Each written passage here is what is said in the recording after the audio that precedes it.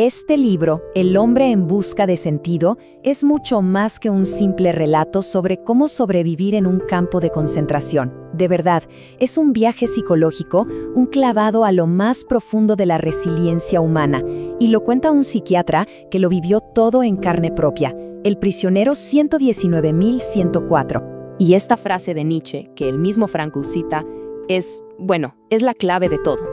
Piénsenlo. Es como la brújula que nos va a guiar para entender cómo diablos alguien pudo sobrevivir a algo tan inimaginable. Demuestra que la mente humana, incluso en el abismo más oscuro, puede encontrar un propósito. Bien, entremos en materia. Él es Viktor Frankl, un psiquiatra de Viena cuya mente fue sometida a la prueba más dura que pueda existir. Su historia, nuestra historia de hoy, arranca en la estación de Auschwitz. Un hombre que de por sí ya era sinónimo de horror, pero donde la realidad, créanme, iba a superar cualquier pesadilla. A ver, al bajar del tren, los prisioneros se aferraron a esta ilusión del indulto. Es esa esperanza casi irracional de que te vas a salvar en el último minuto. Vieron a otros prisioneros que se veían bien, con las mejillas sonrosadas, con buen aspecto, y claro, eso alimentó un optimismo desesperado. El mismo Frankl cuenta que se aferró al pensamiento de quizás no todo va a ser tan terrible. Pero esa esperanza se hizo polvo casi al instante. Imaginen la escena. Un oficial de las SS, con un gesto totalmente casual, despreocupado, con un solo dedo, iba mandando a la gente izquierda, derecha, izquierda. Así de simple. Era el macabro juego del dedo, un veredicto de vida o muerte decidido en un segundo. A Frankl lo mandaron a la derecha. Y entonces se acerca un prisionero que ya llevaba tiempo ahí y le pregunta por un colega, un amigo suyo al que vio que mandaban para el otro lado. La respuesta que estaba a punto de recibir iba a destrozar la última pizca de ilusión que le quedaba.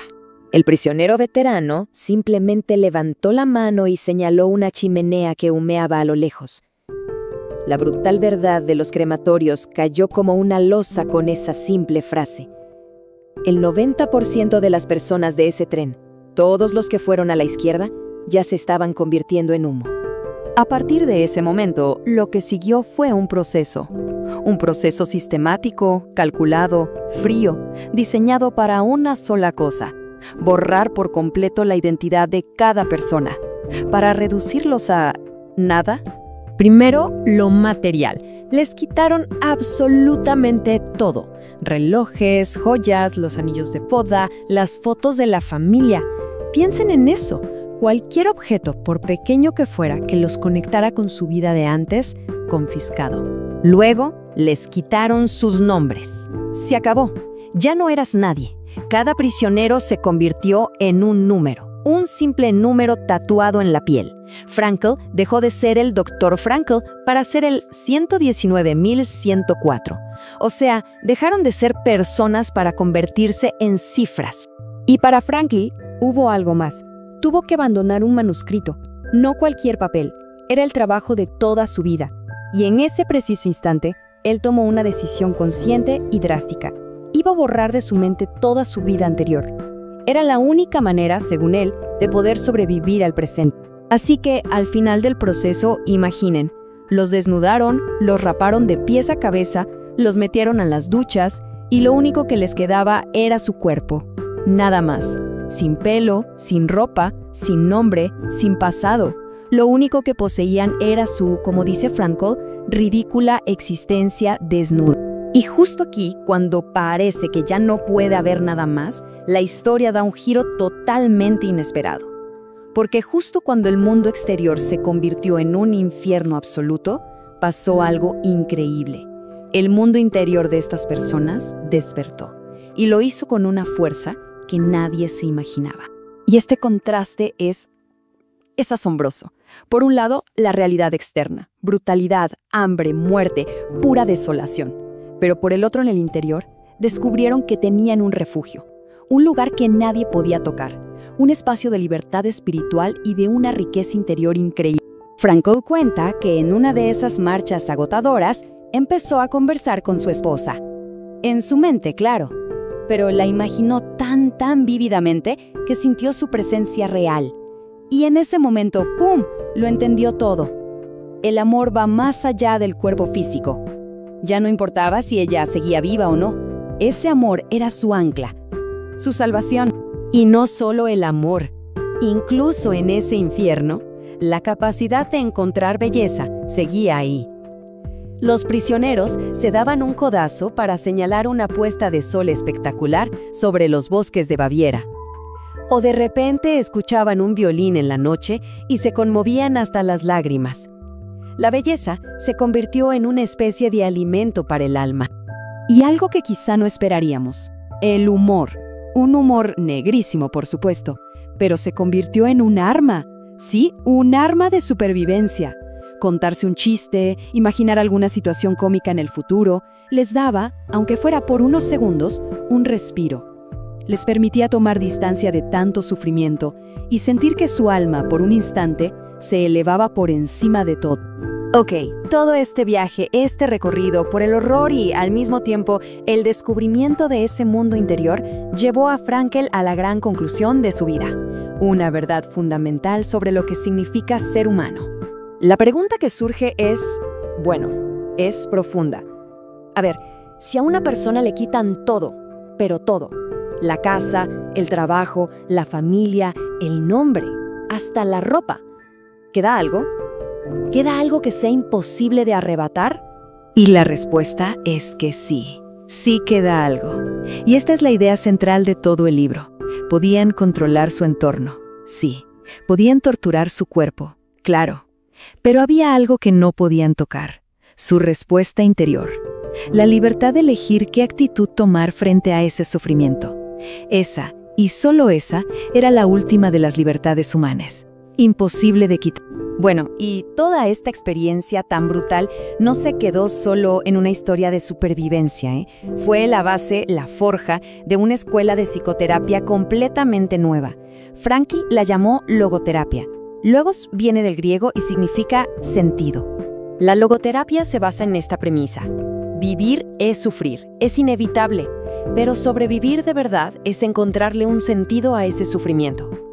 Frankl decía que la principal motivación que tenemos no es el placer como pensaba Freud, para nada. Es la búsqueda y el encuentro de un sentido para nuestra vida. Entonces, ¿cómo encontramos ese sentido? Bueno, Frankl identificó 3 caminos muy claros. El primero, en el trabajo, en lo que hacemos, en crear algo. El segundo, en el amor, en lo que recibimos del mundo al conectar con alguien. Y el tercero, y quizá el más importante, en nuestra actitud frente al sufrimiento que no podemos evitar. De hecho, una de sus técnicas como terapeuta era muy directa. Le preguntaba a los pacientes que pensaban en el suicidio, «Oiga, ¿y por qué no lo hace?» Y la respuesta fuera la que fuera, mis hijos, un talento que tengo, un recuerdo que atesoro, esa era la hebra con la que podían empezar a tejer de nuevo el sentido de su vida. Y así, al final, todo el análisis de Frankl nos devuelve la pregunta a nosotros. Obliga a cada persona a mirar hacia adentro y a hacerse la misma cuestión que mantuvo vivos a esos hombres en el infierno. Porque, como vimos al principio, si se tiene un porqué para vivir, casi siempre se encuentra el cómo.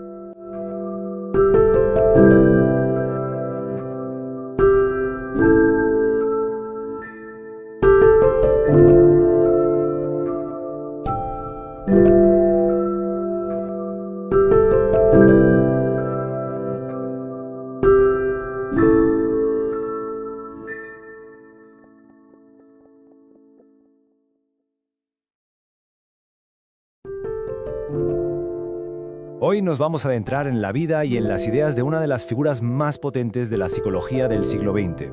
Hablamos de Viktor Frankl y de su revolucionaria teoría, la logoterapia. Para arrancar, vamos a hacer una reflexión. ¿Quién no ha sentido alguna vez esa especie de apatía, de vacío, de falta de rumbo? Esa sensación de que la vida pasa sin más, sin un propósito claro, con un aburrimiento de fondo. Bueno, pues para muchos este es el gran mal de nuestra época. Pues bien, Viktor Frankl fue quien le puso nombre a todo esto, el vacío existencial. Él lo describió como la pérdida de la sensación de que la vida tiene sentido. Y ojo, lo consideraba el verdadero símbolo de nuestra era. Una era, decía él, que es capaz de darnos casi todo lo que necesitamos, menos lo más importante, una razón para vivir. Y es justo aquí donde entra en escena Viktor Frankl. Como psiquiatra en Viena, estaba rodeado de auténticos gigantes de la psicología, pero él llegó para ofrecer una perspectiva totalmente distinta sobre qué es lo que de verdad nos mueve por dentro. A ver, para que nos hagamos una idea del panorama de la época. En Viena había dos corrientes dominantes. Por un lado estaba el psicoanálisis de Freud, que básicamente decía que nos mueve la voluntad de placer. Por otro, la psicología de Adler, que defendía que lo que buscamos es la voluntad de poder. Y entonces llega Frankl y funda lo que se conoció como la tercera escuela vienesa, la logoterapia, y pone sobre la mesa una idea rompedora. Lo que realmente impulsa al ser humano es la voluntad de sentido. Pero lo que hace que la teoría de Frankl sea tan especial no es solo la idea en sí, es dónde y cómo la puso a prueba. Porque esto no es una teoría que naciera en un despacho cómodo, entre libros y divanes. No. Esta teoría se forjó en el lugar más oscuro que podamos imaginar. Es que Viktor Frankl fue prisionero en los campos de concentración nazis, incluido el de Auschwitz. Allí, despojado de absolutamente todo, observó la condición humana en su estado más crudo, más brutal.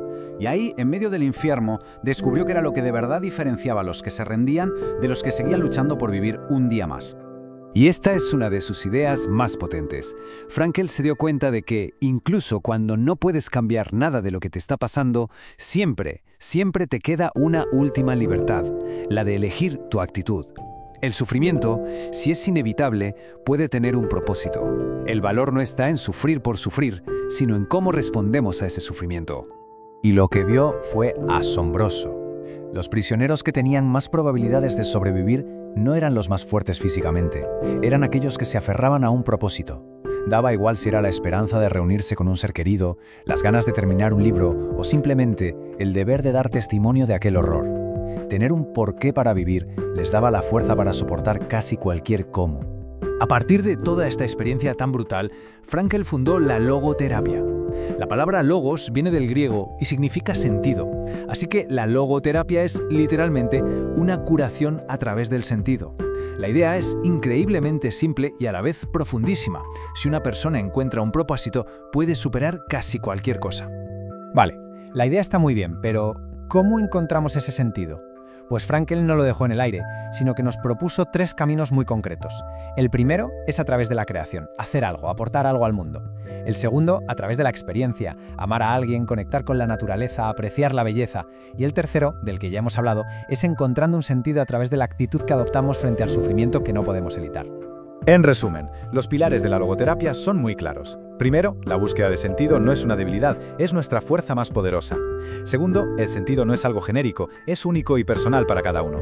Tercero, no lo encontramos mirándonos el ombligo, sino mirando hacia afuera, hacia una causa o hacia otra persona.